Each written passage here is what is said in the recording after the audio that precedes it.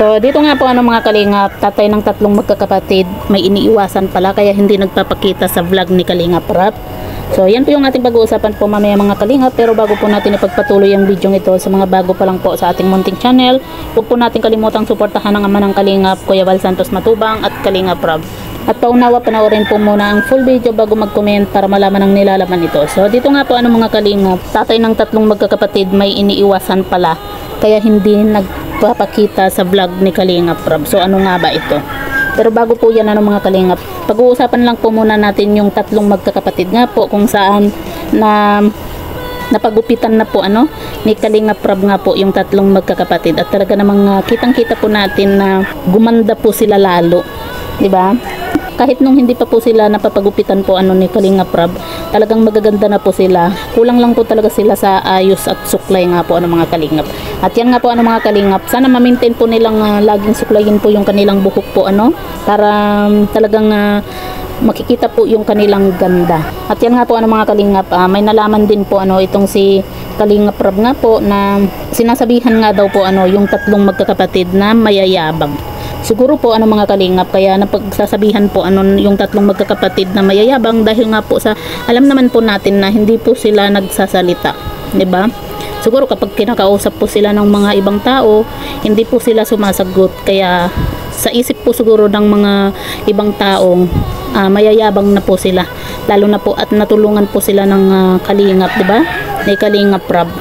Kaya iniisip po siguro ng ibang tao na yumabang na sila dahil natutulungan na po sila ni Kalingap Rap. Alam naman po natin na itong si Kalingap Rap, sa lahat po ng mga natutulungan po niya, talagang ang laki po ng nababago po sa buhay po nila, sa sarili po nila, 'di ba?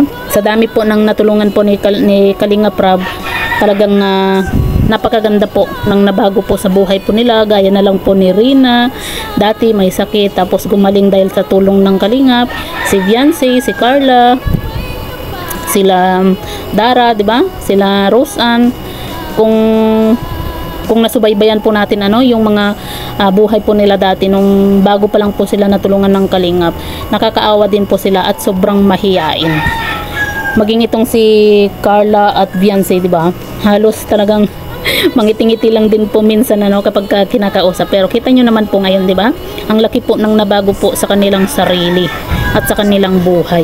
Kung dati itong si Viancy nakikilaba lang para may pambili po sila ng bigas, may pangbaon, pero ngayon po model na po siya sa Velvet. Kaya malaki po yung nabago po sa buhay po talaga ng mga beneficiary po ni Kalingap Rap. Kaya yan po yung mangyayari po dito nga po sa tatlong magkakapatid.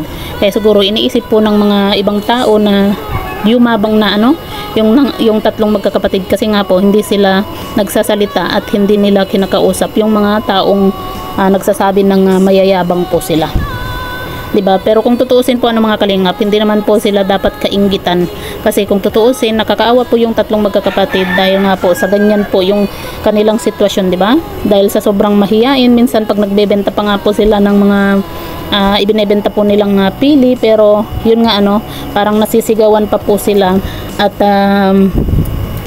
napagsasabihan dahil nga po sa sobrang pagkamahiyain, hindi po sila sumasagot, hindi po sila nagsasalita. At dito po mga kalingap, may iniiwasan nga po itong tatay po ng tatlong magkakapatid, at yun po ay ang ma-vlog nga po ni Kalingap Rap dahil nga po sa iniiwasan po niya na malaman po ng kapatid daw po ni tatay na makita po sa video. At ang laging kasi natanong po ni Kalingap Rap nga po kung nasaan ba si tatay nitong tatlong magkakapatid. Ang sabi po ni nanay na nagtatabas daw po kasi ayaw daw po makita sa video, baka daw po makita ng kapatid po ni tatay, kaya umiiwas po siya na ma-vlog po ni Kalingap Rap. May minsan po kasi mga kalingap, may natatandaan din po ako mga kalingap na vlog po ni Kalingap Rap na talagang sobrang nakakaawa po yung kanilang sitwasyon, tapos napanood po ng kapatid nung vlog po ni Kalingap Rap po yung tinutulungan. Pinagbawalan na po ni itong si Kalingap Rap na i-vlog nga po yung mag-iinang iyon, kasi nga po parang siguro nahihiya sila na ibang tao pa yung tumutulong doon sa kapatid po nila. Kaya yan po siguro yung iniiwasan din po ni tatay, na ayaw po niyang makita po sa vlog, baka isipin po ng mga kapatid na yan nga, may tumutulong na po sa kanila, di ba?